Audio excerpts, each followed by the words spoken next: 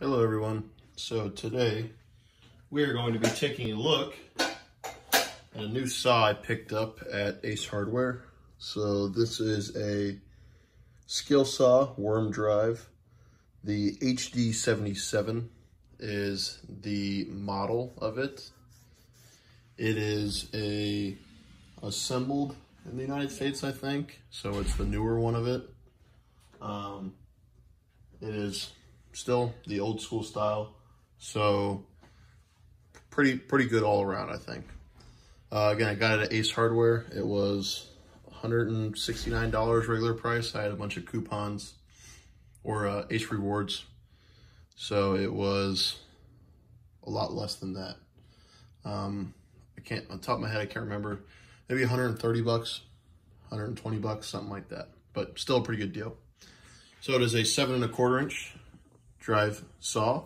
It is a worm drive, not 7 1/4 inch drive, 7 1/4 inch blade size, of course.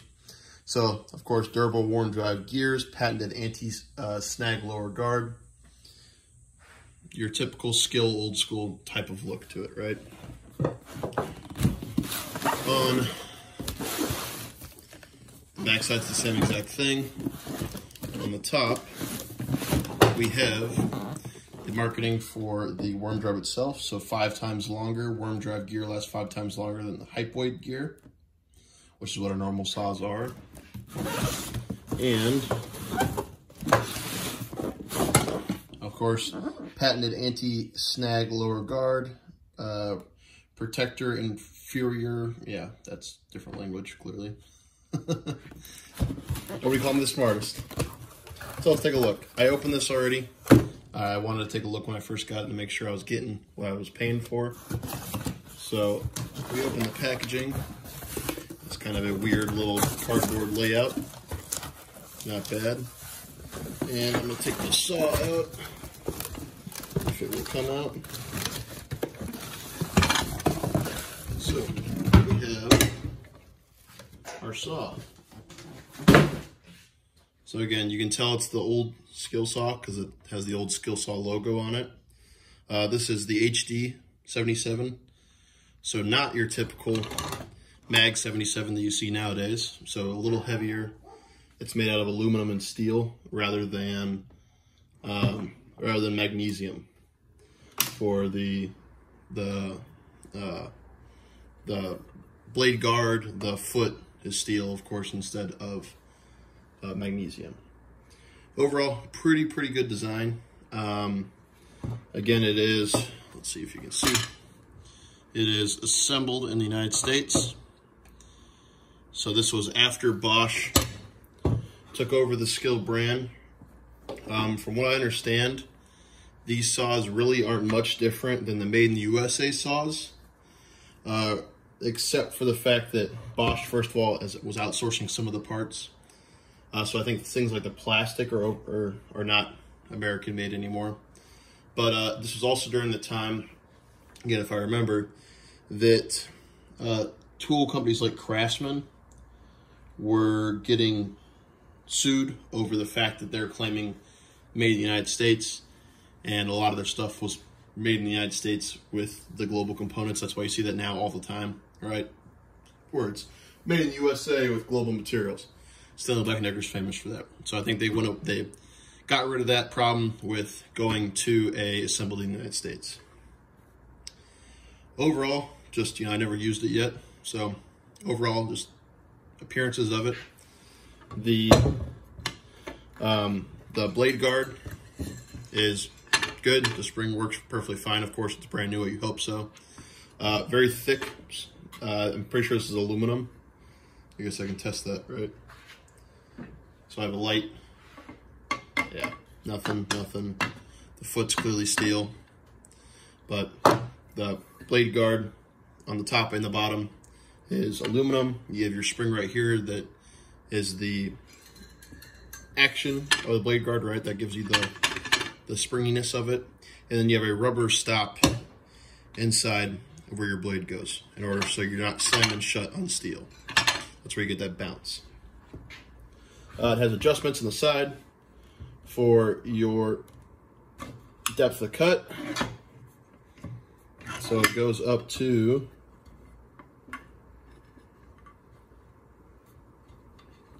2 1/4,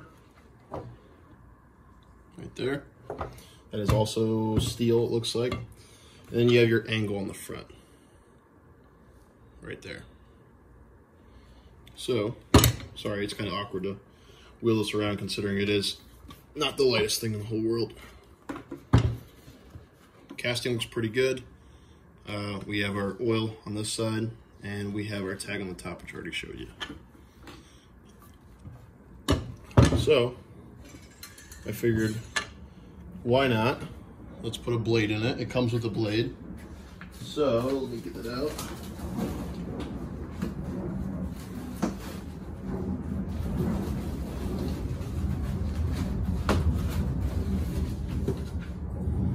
This is the blade it comes with.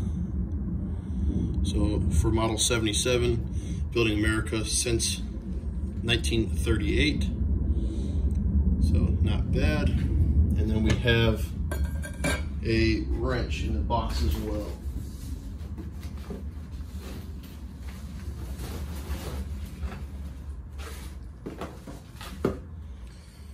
So the stop is on the other side. If you can see right there, that little plunger. So we're gonna hold the plunger, put a wrench on here. I'm trying to see what the best way to do this is. And it's gonna be reverse thread compared to a regular bolt you'll see in like automotive. So take that off.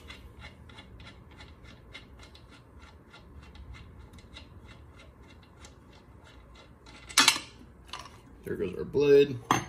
And we need our little diamond, you know, the classic skill look to it. We are going to,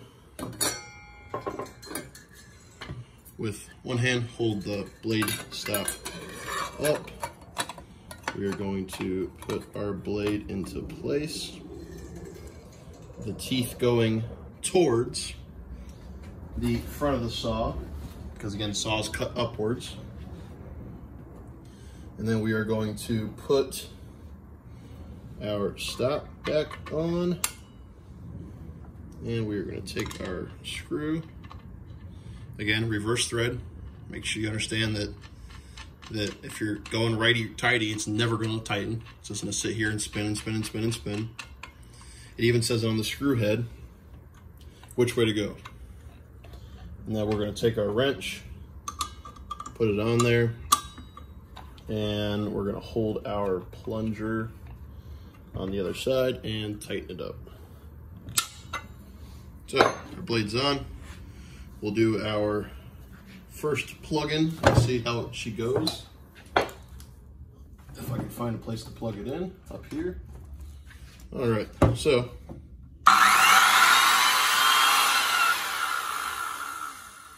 Clearly she works, right?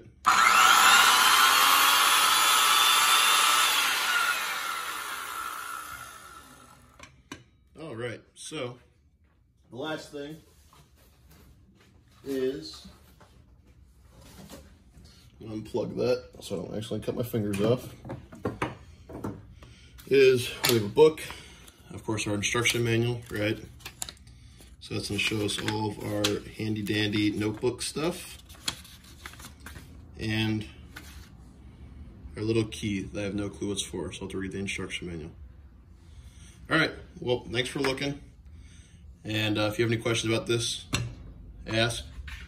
I'm gonna see if I can do some cuts with it later, maybe videotape it for all y'all. I mean, you know what a circular saw is, I hope. You know how it works, I hope. But this was kind of an overview, my original thoughts.